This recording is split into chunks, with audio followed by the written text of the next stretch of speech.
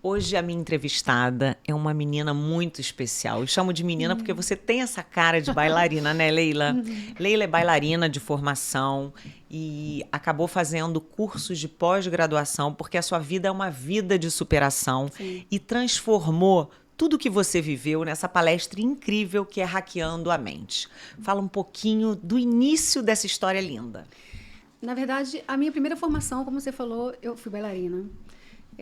Por acaso, porque eu pequenininha ia para as aulas de balé da minha irmã, que tinha uma indicação ortopédica, e a professora falou, mas ela é tão pequenininha, por que não traz ela para as aulas? E foi assim que eu entrei no balé, com 6, 7 anos. E fui gostando, apesar de ser muito lúdico, eu fui gostando daquelas aulas, daquele dia a dia. E as professoras começaram a dizer, ela tem talento, ela tem um físico muito privilegiado. E isso acaba moldando, né? Uma criança acaba sendo Claro. modelada. E você, quando tem mais facilidade, melhor ainda, né? E aí foi ali que eu me encontrei, escolhi ser bailarina. E Mas você era segui alta, né, pro balé? muito Como aqui alta, no Brasil as muito bailarinas não são alta. altas, você teve esse problema. Eu tenho 1,71, né? E a média de altura dos bailarinos é entre 1,60 e 1,62. E toda bailarina precisa de um partner. Então, não teria como eu seguir essa Quem carreira. ia carregar Leila? Exatamente. Muito alta. E daí do balé, E você aí, foi do pra balé, onde? eu, na verdade, passei para a escola de dança do Teatro Municipal. Já cursando os últimos anos, né? Uma formação de 9 ou 10 anos, eu já fiz os 4 últimos anos. Entrei muito nova, o que me trouxe muitos problemas e mais desafios ainda. E chegou no momento, dancei balé no Teatro Municipal e não havia concurso do Estado, né? O Estado não fazia concurso, então não tinha como eu me efetivar. E como naquela época não tinha essa facilidade de audiências em companhias fora, europeias, eu queria ir para a Rússia, para o balé de São Petersburgo. Nesse momento, que eu sou muito alta e não tinha facilidade de fazer audiências, né, em companhias de fora, que era o que eu me identificava, pela minha altura, pelo meu físico, realmente eu tive que tomar uma decisão. E ali morre a bailarina, né? Morre um sonho, né? Morre um sonho. E o que eu sou, a minha alma é de bailarina. E eu aprendi nessa carreira muito curta a superar. Você aprende a ter muita resiliência, senão você não chega lá. O bailarino, ele é um atleta de altíssimo nível, né? É um atleta de alta performance, né? Exatamente. Então, a bailarina, ela está no imaginário das pessoas, né? Muito leve, muito delicada, mas é uma atividade extremamente puxada, de muita força, exaustiva e de muita dor, porque para começar, a sapatilha não é amistosa. Não. Ela arrebenta seu pé porque ela tem que ser, não pode ser muito grande, ela tem que ser exatamente o tamanho. E existe o atrito, e qualquer atrito machuca muito. Né? E horas e horas e aí você começou a aprender a se superar. A partir daí. A partir daí. Do balé. Foi. Você aprende a lidar com a dor, com a frustração, né? Porque existe a frustração. Você tenta, e muitas vezes você não consegue muito rapidamente. E você quer chegar à excelência, ao movimento perfeito. Que é impossível, porque perfeição em nada existe, mas existe a técnica apurada. Claro. E é muito difícil, é muito sofrível. A partir dessa idade do balé, que você resolveu que você não tinha concurso, né? Sim. E você não ia para a Rússia. Aí, qual foi o próximo caminho? Nesse momento, eu tinha 18 anos e eu falei, eu tenho que fazer uma faculdade. E o que eu vou fazer? O que se assemelha à minha essência? E aproveitando, né, a influência dos meus avós maternos, que fundaram a Escola de Educação Física do FRJ, eu pensei, tem tudo a ver comigo. Né? O esporte tem isso, o treino, a superação e o resultado. Né? Então, eu falei, vou fazer Educação Física. Fiz o vestibular, na época era vestibular. Passei e entrei nessa escola de Educação Física com esse objetivo, com trabalhar a questão de saúde, trabalhar a superação. Eu nunca me identifiquei com a questão só da estética. Né? E nesse processo da educação física, eu conheço a doutora Maria Auxiliadora da IBM Brasil, que ficava em Botafogo. E ela chega para mim e fala, Leila, eu estou com afastamento de meu grupo de contabilidade de mais de 50% por lesões articulares e estresse. E aí eu falo, mas o que você quer que eu faça? tão nova, né? Você não tinha... Exatamente. Não estava entendendo o que ela queria dizer com isso. Eu quero que você faça atividade, alongamento, trabalhe essas articulações. E nesse processo, por gostar de impactar as pessoas, da sensibilidade, eu trouxe naturalmente dinâmicas, onde as pessoas rissem, onde as pessoas relaxassem. Não era só o alongamento. Tinha que ter o contato, tinha que ter a interação entre eles. E depois de 1 ano e 2 meses, a gente conseguiu zerar esse afastamento. Olha, que evolução, Leila. E a partir daí, conta. A partir daí eu pensei, bom... Estão mudando vidas. Estão mudando vidas e foi aqueles momentos, né, do destino, eu acho, que te dão uma luz e você aproveita. Um caminho, né? Um caminho, uma escolha. Eu ainda tentando entender o que eu ia fazer dentro dessa área de educação física, porque eu queria impactar as pessoas.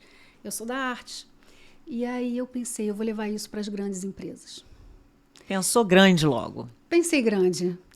E vendi meu Fusca, o Chuchu. Por que ele é Chuchu? Porque a placa era Shizu. Então era Chuchu mesmo. E ele era lindo, ele era metálico e tinha para-choque, o retrovisor, todo da mesma cor. Tinha encosto de cabeça e tinha algo assim sensacional para a época. Era toca-fita, fita cassete. E eu me achava linda dirigindo o meu Fusca. Mas aí eu pensei, bom, eu não tenho dinheiro, eu vou usar o Chuchu. E eu sou muito grata, porque eu consegui viabilizar a empresa, né? Por questões de documentos, virei pessoa jurídica, foi a Biocorpo, minha primeira empresa. Isso foi que ano? 1996. E aí eu vou para as empresas, vou procurar as empresas. Então eu ligava, eu marcava reunião, eu fazia reunião comercial. Naquela época não tinha internet, né? Era muito mais difícil, né, Leila? Olha, sabe que eu acho que talvez o acesso às pessoas era mais facilitado. Por mais que a gente hoje tenha a internet, o LinkedIn, as pessoas não estão mais abertas. É verdade. O acesso às pessoas está mais difícil. Sim. Era mais simples naquela época. E aí eu vou para a Sony, apresento um projeto na fábrica da Sony Music, na época de CD, e eu fecho o primeiro grande contrato para 1.000 funcionários, administrativo e fábrica. E aí, dali, o céu foi Dali foi para onde? Vai contando um pouquinho, porque a tua história é muito bonita. Dali eu fui para Michelin, né, para fábrica e escritório. Eu fiz um trabalho espetacular, eu tenho que dizer que foi um trabalho espetacular, na Smith Klein. Um dos diretores chegou para mim, e na época, para o meu namorado, que eu casei com ele, o Mário, que era médico. Que é uma história linda de amor que a gente vai continuar aqui. Tem uma história linda. E... chegou para a gente e falou, olha, eu tenho 4 grandes executivos, 2 estão afastados, sendo que um faleceu por infarto. O que aconteceu? A Smith Klein, não é segredo, ela mudou em Jacarepaguá e comprou um terreno para fazer a fábrica, a produção. O terreno cedeu. Isso levou a um nível de estresse que um executivo faleceu e o outro estava afastado. E o outro, um dos diretores, falou, eu não posso mais ter afastamento. Eu preciso de um trabalho que contenha, porque eu não posso perder todos os executivos da empresa. Claro. E aí a gente entrou com um programa muito inovador na época, especificamente para esses executivos, eram 35 executivos no Rio de Janeiro, onde a gente oferecia acompanhamento médico, nutricional, psicológico, que hoje se fala tanto sobre burnout, se fala tanto sobre afastamento. Entramos com esse profissional e entramos com a atividade física, orientando eles a procurarem a atividade física fora, mas fazer o que eu fiz lá na IBM. Lá dentro. Lá dentro. E tinha que ter o contato, né? Uma coisa que a gente percebe hoje é que com toda essa tecnologia, né, com toda essa facilidade, está trazendo muitos problemas. Quanto mais tecnologia a gente tem, mais o ser humano precisa de contato, de olho no olho. A gente viu isso na pandemia, né, Leila? Exatamente. Que as pessoas deprimiram, não tinham mais contatos físicos. Exatamente. E isso é necessário. Muito. E as Mesmo mídias... que a gente tenha o contato online, o físico é necessário. Sim, e as mídias sociais, elas favorecem isso, porque é um mundo não real, um mundo virtual. Mas aquelas pessoas, os seus milhões de seguidores, quem dali realmente vai pegar a sua mão e falar, eu estou aqui? Né? E você acaba acreditando naquilo ali. E aí, numa dificuldade, você fala... Você não tem. Você não tem. É isso. Ou, como a gente vê em algumas mídias, a vida perfeita. A vida de Instagram. A vida de Instagram, que na nossa época era a revista Caras. Da sua época, não, da minha, né? Que eu sou de 1900. Da nossa. Da nossa. Era a revista Caras, exatamente. É isso. Ninguém tem problema, é todo mundo muito abastado. É uma muito vitrine, feliz. né? É uma vitrine. Só que a gente acaba esquecendo que aquilo não é real. A gente se compara. Sabe aquele ditado que diz a grama do vizinho é sempre mais verde? Mais verde. Não é mais verde. Pode ser um verde diferente da minha grama. E quando você começa a entender isso, você começa a entender também que nós temos a nossa questão muito importante das relações interpessoais. Enquanto não formos humanoides, nós precisamos ter relações interpessoais, ter uma vida social. Entreter entre si. Isso. E se cuidar mentalmente. Muito Essa importante. do se cuidar, tu é maravilhosa, porque você mudou a vida das pessoas. E às vezes as pessoas acham que isso, não precisa. Mas muda o desempenho profissional da pessoa, né? Exatamente. Quando a gente começa a levar esses programas completos para as empresas, eu lembro que no começo eu falava muito inocentemente para o RH, né? E falava, olha, vou tornar as pessoas mais felizes, porque a gente se cuidando, tendo mais qualidade de vida, dormindo, porque na época eu já acreditava nisso todo, que hoje é muito comum. O RH adorava. Aí chegávamos para o financeiro e muitas vezes o diretor financeiro ria. Tipo, tudo bem, você quer fazê-los mais felizes, mas... E aí? E, na verdade, foi aí que a gente começa a levantar índices corporativos realmente importantes. Sai do discurso da filosofia, que é muito importante, ou da psicanálise, né? E você entra em metas palpáveis, factíveis. E você teve esses resultados, né, Leila? Eu tive esses resultados. Na verdade, quando a gente começou a entrar com essa equipe multidisciplinar e fazer uma gestão integrada de saúde, o que é isso? Trabalhar com todos os profissionais integrados. Mas você tem metas corporativas. Quer ver um exemplo? Há 30 anos atrás, não se falava de sinistralidade. Sinistralidade é a utilização do plano de saúde. Existe um cálculo autorial e que as seguradoras, elas fazem esse cálculo porque elas não jogam para perder. Claro. Né? E se você tem uma utilização dos seus profissionais muito alta desse plano de saúde, você vai ter no ano seguinte uma apólice triplicada. Não é duplicada, é triplicada. E a gente começou a verificar que isso impactava muito, mas não se falava, não se entendia o que era isso. Né? Hoje ainda a gente tem algumas dificuldades de algumas empresas entenderem que investir em saúde não é dispendioso, é inteligente. É lucrativo, inclusive. É lucrativo, você continua competitivo e uma palavra hoje que está muito na moda, sustentável. Completamente. A empresa tem que ser sustentável. Completamente. Né? E aí senão ela não se sustenta, literalmente. Literalmente, exatamente. Isso. Você começa a ter afastamentos, por burnout, que hoje está se falando muito, mas é o famoso estresse, a fadiga mental. Você começa a ter o absenteísmo, porque as pessoas começam a faltar. E você faz o quê? A gente entra com esse complemento, com esse programa completo de saúde, de gestão em saúde, para trabalhar esses índices. Então, qualquer empresa que esteja nos assistindo pode contratar o seu serviço para melhorar a produtividade dentro da empresa, é isso? Esclarece. Pode e deve. Por quê? Toda empresa tem um gargalo.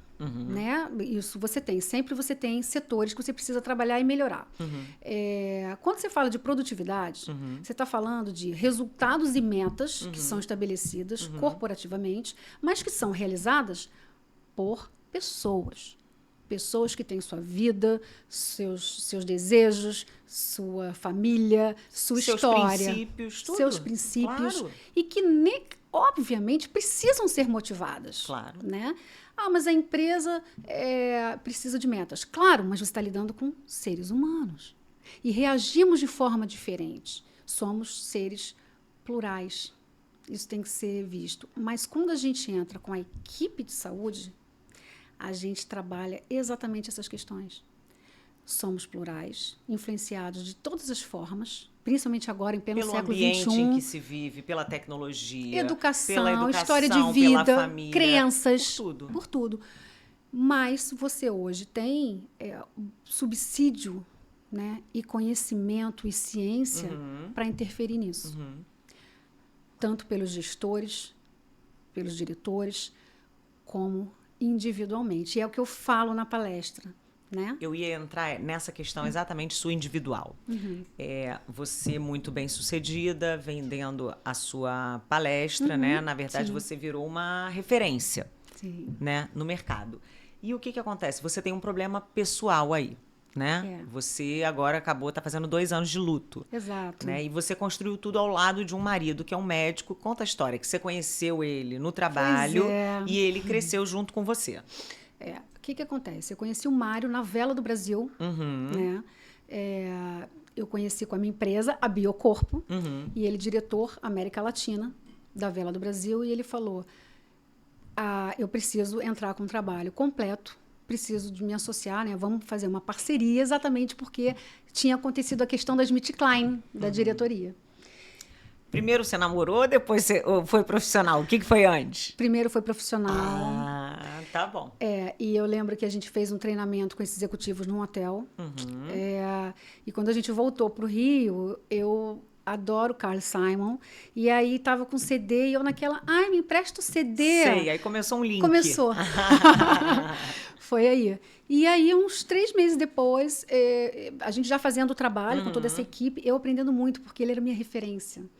Ele era 20 anos mais velho que você. 20 anos mais velho, e ele era líder no mercado da área de gestão em saúde. Medicina ocupacional, em grandes empresas. Então, ele era uma inspiração, né? Ele foi minha grande inspiração e é a pessoa, até hoje, que eu mais admiro na vida. A partir daí, vamos. A partir daí, chamei ele para jantar. Você chamou ele para jantar? Fui eu que chamei. Máximo, vocês estão vendo isso? Ela que chamou ele para jantar. Foi. Eu chamei. Eu sou muito decidida. Eu sou uma pessoa que faz, né? Mesmo com medo, mas eu pego e faz. E aí eu chamei ele para jantar e ele topou. E eu lembro que ele falou, topo. E aí fomos para um restaurante ali no Leme com 8 mesas. E ele falando, e eu não comia. Eu gosto muito de comer. E aí depois no final eu falava, eu falo, não falo, como. O que eu faço? Aí vem o maître, a senhora não gostou do prato e eu queria me enfiar debaixo da mesa. Eu falei, não gostei. E eu pensando assim, senhor, por favor, afaste da mesa que eu tô ficando mais sem graça ainda. Pois é. E aí fomos passear na praia. E eu pensando, gente, ele não vai me dar um beijo? Como assim? Ele Você já chamou ele para jantar, não comeu Exatamente. nada, ele nem um beijo deu. E eu pensando assim, gente, a gente tá na praia, será que ele é de outra geração? Era outra, mas será que é uma geração tão antiga que não beijava na boca? Ai, meu Deus, já tava nervosa. Aí? Não beijou. Quando ele foi me deixar em casa, aí eu fui dar um beijinho, tchau. Sabe aquele beijinho que você é lento, chega com rosto e pronto. E a partir daí, a gente ele beijou? Beijou. Ah, então tá bom. E a gente ficou todos os dias juntos, porque a gente trabalhava junto na Smith Klein, ele era o diretor, o coordenador, mas a gente foi fazendo muitas reuniões, muitas empresas, a gente foi fazendo tudo muito junto. E aí, uns 4 meses depois, a gente ficava todos os dias. Eu ia para a clínica e tal. E aí, eu cheguei para ele, olha só, eu não quero forçar a barra, mas eu queria saber se a gente está namorando, porque eu sou uma pessoa que precisa desse rótulo. Mas se não estiver namorando, tudo bem. Mas a gente está namorando? Não. É ou não é? Porque a gente está todo dia. E eu, no meio da história, ele rindo, falei assim, dá para você parar de falar? O que você acha? Eu tô todo dia com você. Você, não. E aí, a gente casou.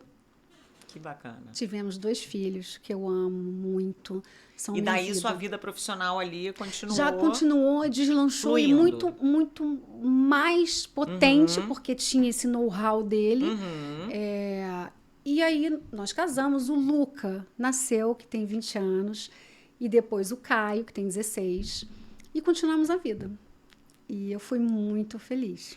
E aí ele teve um problema de saúde por excesso de trabalho, né? Inacreditável. Olha que coisa, né? A gente vender saúde, a gente trabalhar com saúde, ele ser médico. Tem um problema dentro de casa. Ele tem um problema dentro de casa e ele infarta.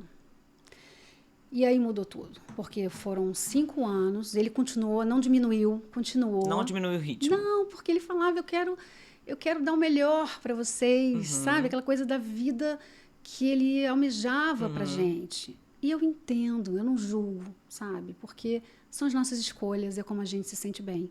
E aí, há 2 anos, em 2023, ele faleceu. Em março, o rim começou a falhar. E aí é muito rápido, né? E aí minha vida mudou completamente. O que aconteceu? Bom, quando ele faleceu, muda tudo na vida, né? O seu mundo presumido muda. Mas primeiro ele ficou doente. Ele ficou doente, infartou. E aí, 5 anos depois, o rim começou a falhar. Por quê? Ele tinha uma insuficiência cardíaca grave. Uhum. E isso com muitos remédios, uma medicação muito intensa, não podia parar de tomar. Isso vai trazendo complicações para o resto do organismo. Sim. E o rim começa a falhar. Nesse processo, ele pega uma pneumonia bacteriana. E aí, foram 5 dias que ele me falou, eu estou com pneumonia, meu rim está falhando. Foi rápido assim? Foi.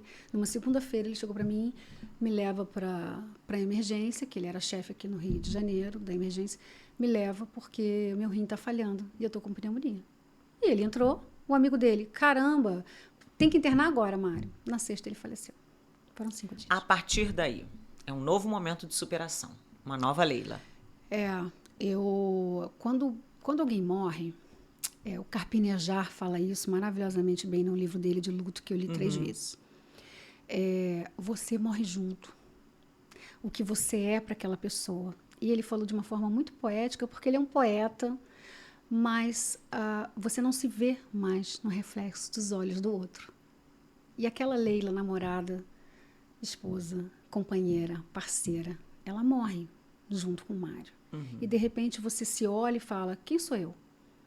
O que vai ser minha vida? O mundo presumido. O que eu estou fazendo aqui, né? O que eu estou fazendo aqui? O mundo presumido que eu tinha, ele acabou. E eu olhava para os meus 2 filhos, na época com 14 e 18, o que vai ser deles? Porque era uma engrenagem que funcionava. E eu vivi uma relação, um casamento de 24 anos, de muito amor, de parceria. Mesmo quando a gente não estava afim um do outro, quando a gente brigava, tudo. Eu e o Mário, a gente se escolhia todos os dias. A gente escolhia todos os dias que desse certo. Né? Então, tem momentos, como todo casamento, melhores, você está mais parceiro, você está mais apaixonado, mas a gente queria realmente que desse certo. Então, eu escolhia ele todos os dias e ele a mim. Então, eu sei o que é viver uma relação de amor, de parceria. E agora? Como é que está esse coração? Tem 2 anos esse luto. Tem 2 anos. Ele tá bom, tá batendo, meus índices de colesterol estão ótimos. Ih, meu Deus. Tô sentindo o cheiro de paquera nova aí. Não, eu tô vivendo. Eu tô vivendo. Tive que aprender a olhar para a vida de uma outra forma. O luto, ele te traz uma dor muito intensa. E você perde a identidade.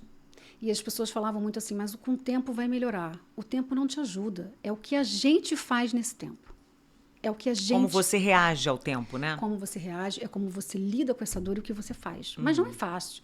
Você não faz. Eu comecei a agir, começar a ver um pouco de vida com 1 ano. Né? E você conhece pessoas interessantes. Até então era só sofrimento. Só sofrimento. E as crianças vendo. As crianças vendo e você vendo a tristeza profunda da alma dos seus filhos. E você falando, eu não tenho como tirar isso deles. Eu acho que isso é o pior. Você com uma dor intensa, mas você não consegue tirar essa dor dos seus filhos. E você tem que mostrar para eles que a vida continua quando você não acredita nisso. Eu tinha certeza. É a história de superação, né, Leila? Eu tinha certeza que eu ia morrer de tristeza. Né? Não que eu quisesse, mas eu falei, eu não vou aguentar, eu vou morrer. Isso porque você conhece a base toda da saúde. Imagina se não conhecesse. Você sabe que a gente precisa de incentivo, que a gente precisa do exercício, que a gente precisa do bem-estar. E aí, de repente, você começou a entrar num conflito, né? Não, porque eu cuidava de mim, sempre me cuidei. Mas chega uma hora que você fala, e agora? Como ser feliz? Eu não consigo. Eu não sei. Eu não sei viver sem ele. A minha vida mudou. Os objetivos, tudo foi por água abaixo. Eu perdi tudo. Eu tinha certeza, eu perdi tudo. Eu só não perdi os meus filhos. Ou seja, você não perdeu tudo. Eu não perdi tudo. E eu não perdi a minha vida. Eu ainda estou viva. E naquela época eu estava viva. Mas é muito difícil. Mas em um determinado momento, as pessoas tentando me confortar, não, você tem que viver pelos seus filhos. Você tem que lutar pelos seus filhos. E você descobriu algo mais profundo, né, Leila, nessa história? Exatamente. Eu comecei a realmente questionar, peraí, eu vou fazer por eles, claro, mas eu estou viva. Eu mereço ser feliz. E aí eu comecei a entender, após esses 30 anos, por que mesmo a gente se cuidando, é importantíssimo a gente cuidar da saúde, da nossa vida social, mas por que ainda acontecia de não sermos felizes? é algo muito mais complexo. Você tem que cuidar daquele eu lá dentro, né, Leila? Exatamente. Que é seu, só seu, que ninguém tira de Só você. seu. E você se conhecer num nível de se respeitar. E de entender que você é falível. Eu comecei a perceber, e aí eu tive psiquiatra, terapia, remédio, né? Eu acho que eu usei de tudo que eu podia para me ajudar. Muita leitura.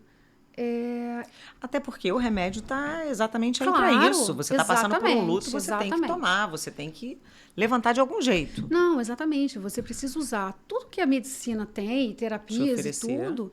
Eu não tenho crença religiosa, mas se eu tivesse, eu acho que facilitaria muito. Ajuda. Ajuda, né? Você acreditar em algo. Porque eu comecei a perceber, eu preciso viver por mim. E aí, nesse momento, que foi completando 1 ano e pouco, eu entrei numa pós-graduação.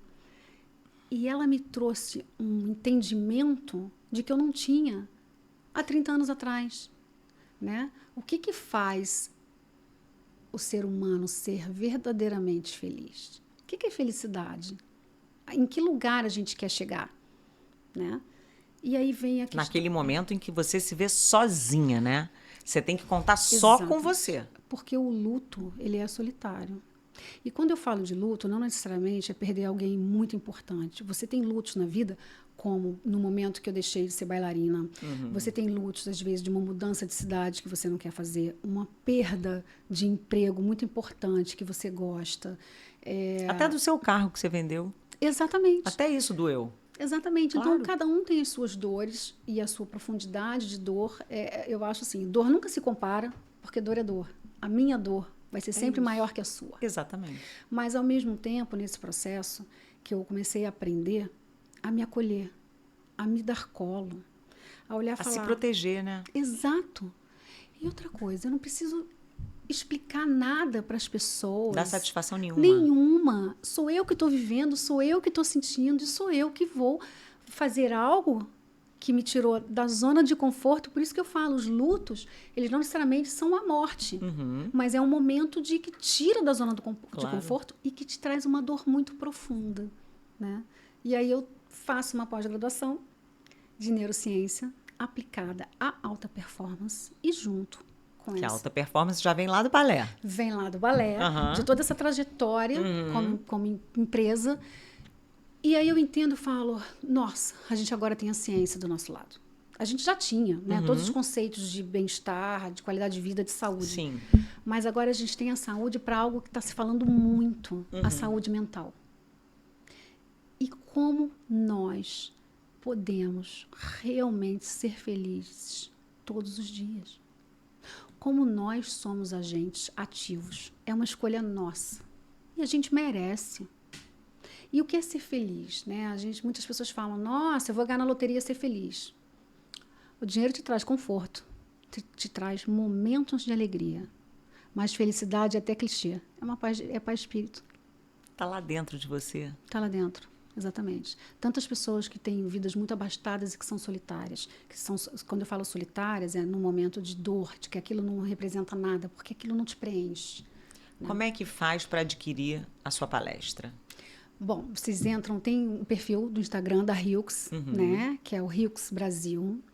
E lá tem os contatos, tem o Instagram. Que é a empresa, inclusive, que a gente está fazendo esse podcast. A Hilks é a sua. Exatamente. É a empresa Hilks, que tem esses 30 anos aí de expertise. E aí é muito importante que as pessoas façam contato pelo Instagram. A gente responde quase que imediatamente, porque eu tenho uma equipe para isso. E contratar a palestra. Um aspecto muito importante nesse processo é que a palestra, como ela fala de questões de alta performance, de motivação e de felicidade, ela, claro, pode ser moldada a uma perspectiva desse cliente. Específica, né? Específica, porque nós vemos muitos assim, tem empresas que estão com um problema X e às vezes a outra empresa ela está querendo motivar de uma forma que aborde, isso já aconteceu, quase que exclusivamente a felicidade. Então, a gente vai entrar num campo que a gente aborda, mas mais profundo, sobre as dores, sobre o autoconhecimento, sobre escolhas. E acho que o grande diferencial dessa palestra é que você tenha a ciência apoiando. A favor, né? A favor. Porque a filosofia, a psicanálise, ela é muito importante. Mas quando você tem algo palpável e que explica como é que nós agimos, por que nós agimos como agimos, por que existe o efeito gatilho e que pode ser para o bom, pode ser ruim. Como é que a gente reage a um estímulo positivo, a um sofrimento, a uma dor. O que acontece com o nosso cérebro? Né? Eu não vou dar aula de fisiologia neurológica, mas que a gente entenda como funciona, porque todas as nossas reações, elas desencadeiam a produção de hormônio. E uma vez que esses hormônios estejam na corrente sanguínea, você não reverte esse processo. Mas você consegue identificar, se você não consegue antecipar, você consegue identificar no que você está passando e começar a controlar esses efeitos. Né? Então, por exemplo, você tem uma situação numa empresa de muito estresse. Você acaba liberando muito cortisol. Você consegue evitar isso? Não. Mas você consegue controlar para que as suas reações muitas vezes não sejam desmedidas. Né? Sejam exatamente... sai do sistema. Tem um ponto, né? Exato, sai do sistema. Da inconsciência e vem para o racional. E isso é muito importante para as empresas, por quê? Porque elas desejam competitividade e o resultado. Só que você lida, mais uma vez, com pessoas. Não, e aqui a gente já tem números, né? Sim. Na realidade, a tua empresa é bem sucedida, Sim. você já tem 30 anos de mercado. E você mostra para as empresas, a IBM mostrou, a GlaxoSmithKline mostrou que deu resultado, né? Que melhorou na produtividade, na qualidade daquele funcionário. Exato. Nós tivemos o resultado da empresa. Não, nós tivemos um cliente de varejo com 22 mil funcionários, né? Ele não autoriza que eu fale, mas é um cliente muito grande, Brasil. E nós fazíamos toda a parte de medicina ocupacional, aqueles exames, né, periódicos, complementares. Só que o saque, que é o comercial dessa empresa, ela depende desse saque, Sim. estava com muito afastamento por lesão.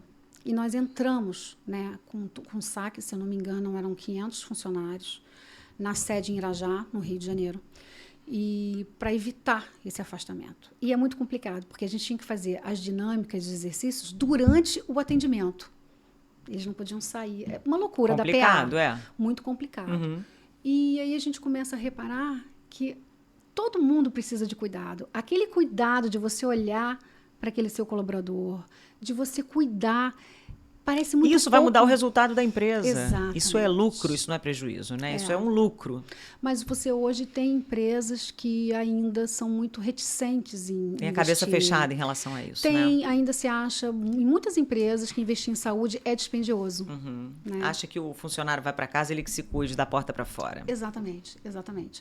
E quando você entra com um programa desse nível, com a gestão em saúde integrada, você muda uma política dentro da empresa.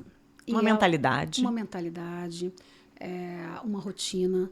E isso você só consegue do topo da pirâmide para baixo, e não o inverso. É verdade. Você tem que ter a diretoria disposta a mudar. Né? Hoje você tem uma questão muito importante nas empresas, que é o assédio. Né? E que é importante você trabalhar essa questão também. A gente tem a NR1, que é a norma regulamentadora 1, que no final do ano passado o Congresso modificou. E essa NR1, ela consiste em basicamente o quê? Você inserir os riscos psicossociais.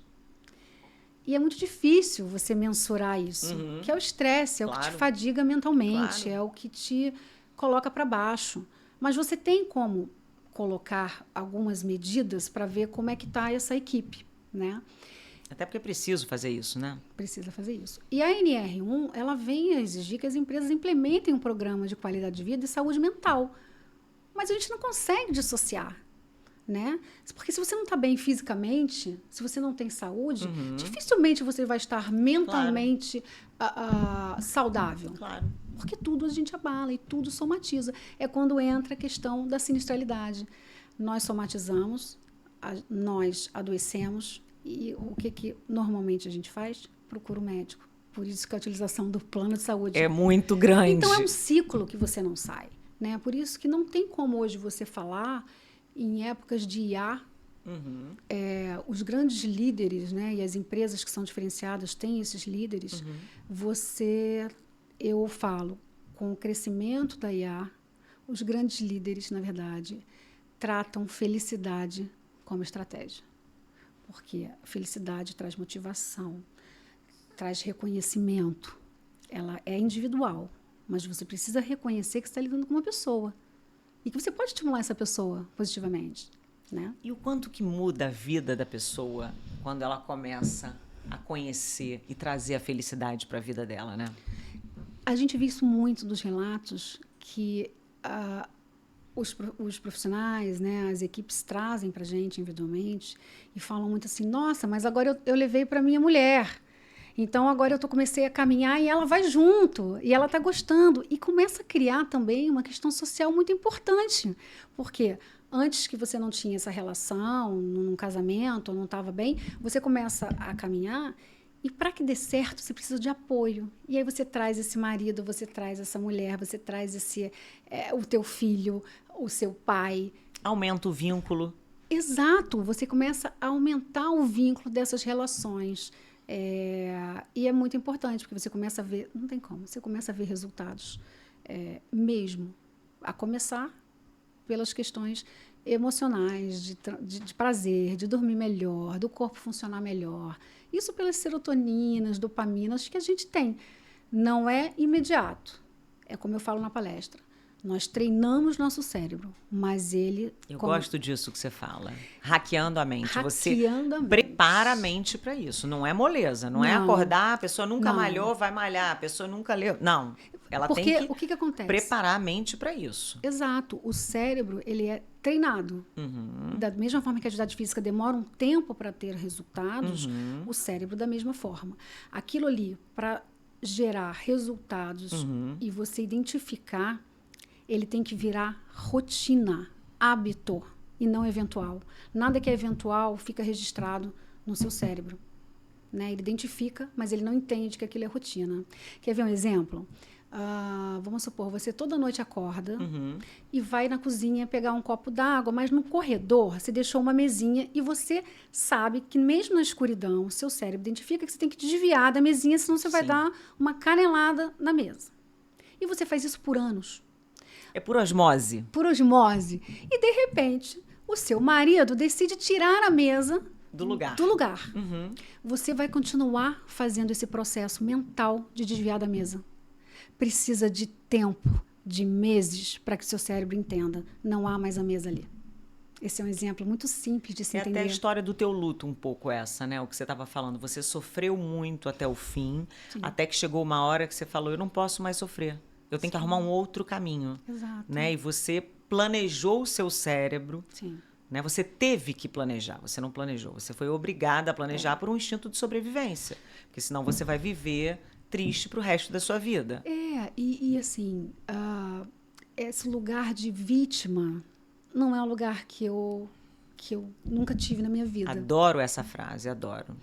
Eu sou responsável pelas minhas escolhas. Eu não controlo tudo, mas eu digo, eu realmente acredito. Eu mudo o que eu desejo, eu faço acontecer, né? Então, o que eu fiz com essa dor, e ela existe, é o que a gente pode fazer no nosso dia a dia. Ser feliz é uma escolha. E ser feliz não significa você ter muito dinheiro, você não ter problemas, você não ter pessoas que você não gosta. Gente, vamos olhar para a vida real. Significa você lidar de uma forma que aquilo tem um tamanho adequado para aquilo. Saber lidar com as imperfeições, né? Tirar o bom das coisas. Somos falíveis e a vida você não controla tudo. Mas o que você faz com aquela situação que te tira da zona de conforto? Porque é isso, tirar da zona de conforto, seja o que for. Não é fácil. Não, claro que não, porque vem exatamente essa questão do hábito. Você já está acostumada. É a história da mesinha. A mesinha está lá. Você tem que saber que ela não está mais lá. Até o seu cérebro entender que a mesinha não está mais lá, você tem que fazer um exercício diário. Eu fazia um exercício depois de um ano, que quando começou a cair a ficha, de que eu tinha uma vida. Eu fazia um exercício de me olhar todo dia no espelho e falava, meu amor, eu sinto falta de você todos os dias. mas eu vou sentir falta vivendo. Eu tenho uma história com o Mário, é pai dos meus filhos, uma história de amor. Eu sou uma defensora do amor. Eu gosto de estar junto. Eu sou aquela que as pessoas falam, nossa, mas a rotina... Eu amo a rotina do relacionamento. Ela me traz tranquilidade. Eu gosto paz. Eu sou de cuidar. Eu sou aquela pessoa que compra um chocolate, que compra uma flor. Quem cuida gosta de ser cuidado.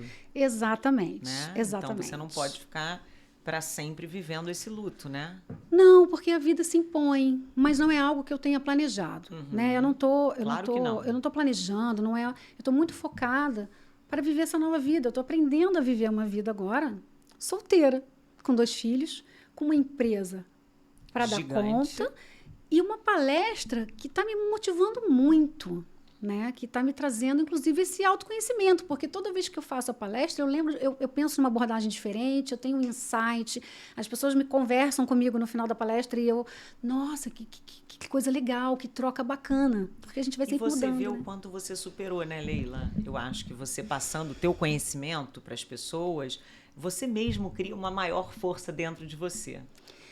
Olha, eu vou ser muito sincera. Eu não sei se eu tenho essa força toda. Mas eu vejo assim, eu estou aqui, eu estou vivendo. Porque eu nunca falei, eu vou tentar. Não, eu estou vivendo. E como tudo na vida, tem coisas que deram certo, tem outras situações que não deram tão certo. Nesse processo de luto também. Tem dias que eu não estou tão bem, tem dias que eu estou ótima, mas... o que eu acredito assim, quando você deseja estar bem, quando você deseja viver, é o start. É um presente viver, né? Eu acho que a gente a vida não vale pode a pena. jogar fora. Essa frase, a vida vale a pena, eu acho linda. Linda. A vida vale a pena mesmo. E mesmo com dor, com tudo, com as perdas, com as derrotas, porque com as dificuldades, ela é linda. Sabe? E eu acho que a gente tendo um amor, esse amor pela vida, não somente pelos filhos, por um parceiro, amor de amigos, mas esse amor pela vida sempre me fez me movimentar, viver. E é um assunto tão gostoso esse que você escolheu para trabalhar com a sua vida, mas eu aposto, porque eu sei um pouco da vida de bailarina, que você viveu muita dificuldade. Sim. Sim. E teve que se superar na dança, né? Porque o balé é uma das coisas mais difíceis que tem, mas em contraponto você ganha disciplina, postura, força de vontade, né? Eu entrei muito nova para a escola de dança e isso foi um fator que dificultou, porque eu não tinha maturidade. Teve um momento muito simbólico. Houve uma seleção dentro da escola de dança para um balé chamado Paquita. E eu era muito privilegiada, fazia tudo com muita facilidade. Então eu falei, eu já estou selecionada. Tinha certeza que estava dentro do papel. Certeza absoluta. E eu lembro que quem estava selecionando era a tia Wanda Garcia, que foi bailarina do Teatro Municipal, há muitos anos atrás. E ela não me selecionou. E ela chegou para mim e falou assim... Eu falei, mas por que você não selecionou? Chorando, né? Acho que eu tinha 15 ou 16 anos. Deve ter ficado desesperada. Desesperada, porque eu falava, mas eu faço com facilidade, era tudo muito fluido. Para você o papel já era seu. Porque realmente eu tinha talento, então vinha com mais facilidade. E ela falou assim, se você não entender que a diferença é o esforço e o treinamento, você nunca vai se tornar uma bailarina profissional. E ali cai a ficha. Da mesma forma que o atleta de alta performance, você tem que treinar. Não basta eu ser privilegiada, ter talento.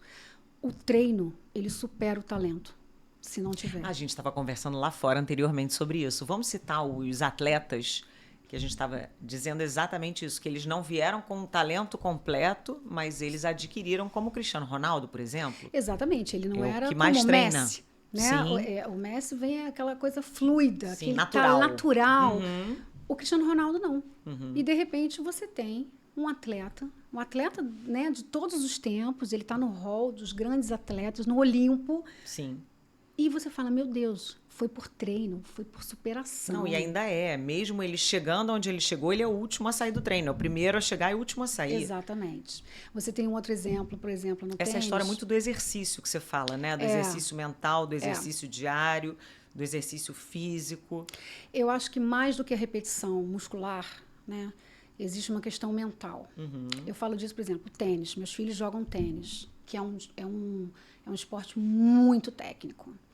E você tem o Roger Federer, que está nesse Olimpo dos grandes tenistas da história. Ele é talentoso, ele parece uma bailarina. Né? Os meus filhos falam, flui, ele né? Ele flui, voa. que você fala, gente, aquilo é facílimo de fazer. E aí você tem um outro que entrou no hall desses super atletas, chamado Rafael Nadal, que não tinha esse talento. Mas como ele se tornou o Rafael Nadal? Com o treino. Então, o treino supera o talento. Né? É igual o Oscar do basquete, que falava que arremessava 1000 vezes para a cesta. E você fala, oi? E o que ele fazia? Ele conta que ele arremessava e se ele errasse, ele tinha uma contagem, não sei se era 100, 200, se ele errasse, voltava do zero. Da exaustão, depois do treino, ou seja, você está com fadiga muscular, você está exausto. Exausto, literalmente exausto. Porque é o mental.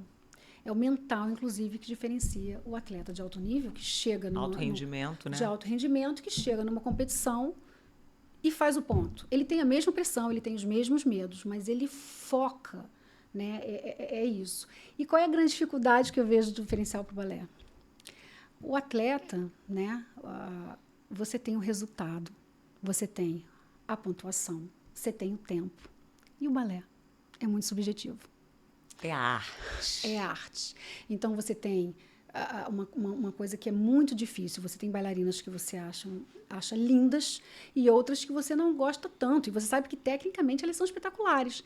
Porque é esse sentimento que você não consegue mensurar. Você não tem tempo. Você nem não explicar, tem né? pontuação, exatamente. Você olha para um quadro do Picasso e fala, meu Deus, eu amo Guernica. E o outro fala, não, mas eu não gosto, eu prefiro Van Gogh. A Noite Estrelada. E você fala, o que é isso? Mexe com algo muito subjetivo. Lá dentro, né? Lá dentro. Eu acho que esse é um dos grandes segredos do seu sucesso, Leila. Para trazer essa palestra, Hackeando a Mente, você foi lá dentro, mexeu lá dentro com você. Você passou a história do balé, você passou a história do seu marido. Eu acho que isso traz o seu diferencial. Eu acho que a abordagem, ela é bem diferenciada no mercado, mas sem dúvida, né? Quando a gente tem muito tempo, quando a gente vivencia, você traz uma realidade para aquilo ali que você está falando, né? Uma coisa é você falar, você tem conhecimento. A outra é quando você vivenciou. Passar por isso, Passar, por exemplo, por uma dor que eu passei no luto, eu me cuidava fisicamente. E o que acontece? Eu não era feliz, porque é muito mais do que isso. Então, eu falo com o domínio da minha experiência, né? E que não é melhor que nenhuma outra. Da necessidade que você teve que se controlar. Exatamente. Como é que você vai se controlar com 2 filhos, o marido que trabalhava com você e, de repente... Mas a dança te ajuda aí. Lá dentro. Ajuda. A dança na superação. Será essa resiliência, essa... Muito. Repetição, disciplina. Do treinamento, que eu não passei na seleção. Eu treinar e eu vou chegar lá. Chegou no momento que eu tinha isso. Eu vou chegar lá. Eu sinto falta dele, como eu falava todos os dias. Muita falta todos os dias. Mas eu vou sentir falta vivendo. E hoje eu estou num momento, é um momento muito promissor, porque... Existe essa palestra, existe uma abertura muito grande pela exigência da NR1. Existe uma palavra bacana também, que é maturidade. Que eu acho que sim. Quando você fica mais maduro, tudo fica mais fácil, né, Leila? A gente tem percepções diferentes também, né? Essa maturidade... Reage de forma diferente. Com certeza. Inclusive, eu nos meus primeiros contratos, eu lembro que tinham situações internas, contratuais, que me aborreciam muito. Mexia com você, hoje você tira de letra, aposto, com certeza, isso não é nada. Situações, às vezes, de uma pessoa que você tem que lidar e que você não tem muita proximidade, muita identificação, e hoje eu falo, gente... Tira de letra isso. Dá o que ela quer, sabe? Assim, pronto. Não tem que mostrar... Eu, no começo, eu tinha muito que mostrar o quanto eu era boa. Porque não preciso tinha mais maturidade, provar. você tinha essa insegurança. Exato. E não né? precisa, e a gente com a maturidade entende, não precisa provar Mas é nada boa a pra ninguém. maturidade, né? É maravilhosa. É muito bom. Eu não troco a É minha muito idade bom. pela juventude. Talvez trocasse pelo corpo, É. pela pele. Mas a maturidade lá não, dentro... maturidade não dá. Eu sou muito melhor hoje, muito melhor. E você se conhecer, você se respeitar e você saber os seus limites. Isso é muito importante, né? Porque a gente, quando é jovem, aceita tudo. Eu lembro, aceitava tudo, fazia de tudo. Hoje não, hoje eu tenho... Peraí, eu paro aqui. Sabe? Você tem o teu eu, o teu limite. Eu tenho a minha vida. Uma coisa muito importante que eu falo.